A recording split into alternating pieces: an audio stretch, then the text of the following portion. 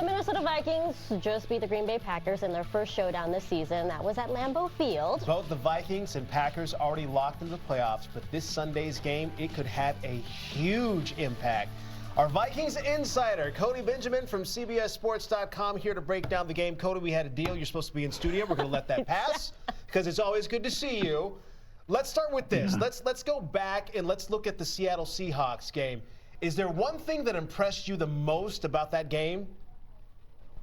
Yeah, I think it was easily Sam Darnold. He's been a story all season long, but the way that he kind of faced pressure, there was, some interior heat kind of coming at him.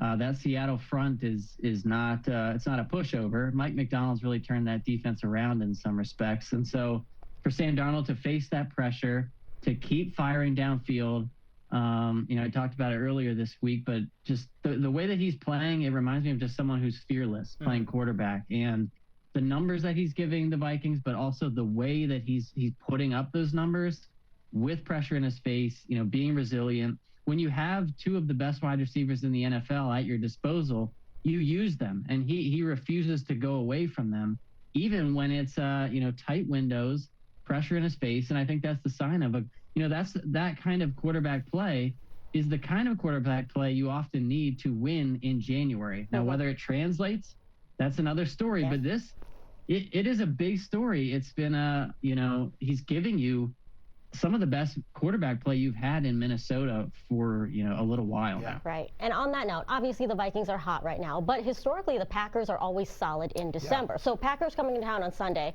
Which team do you think has the edge in this rematch?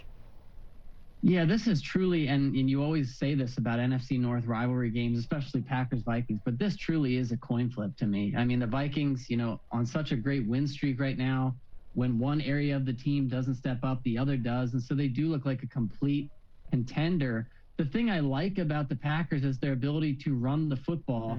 And I know that this one isn't going to be at Lambeau, so you're not in that cold weather necessarily. But Josh Jacobs, that's a bruising, kind of a ground game that Green Bay has. He's picked up, I think it's 65 first downs for that offense this year.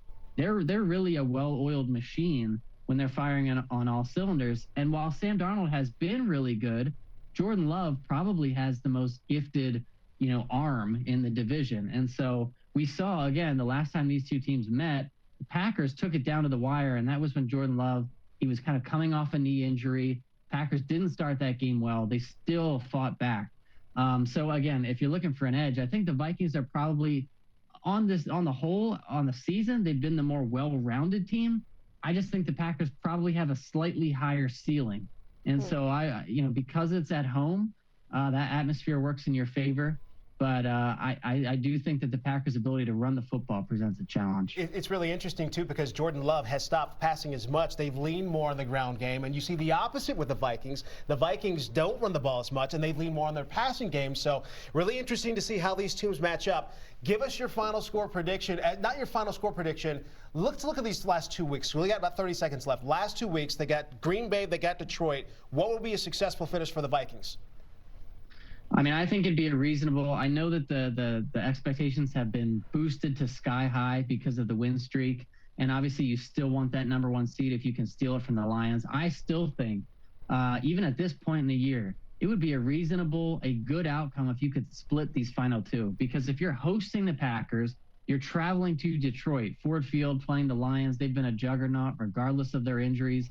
If you can split those two, I think you can still feel good going into the playoffs, and that's what I think they will do.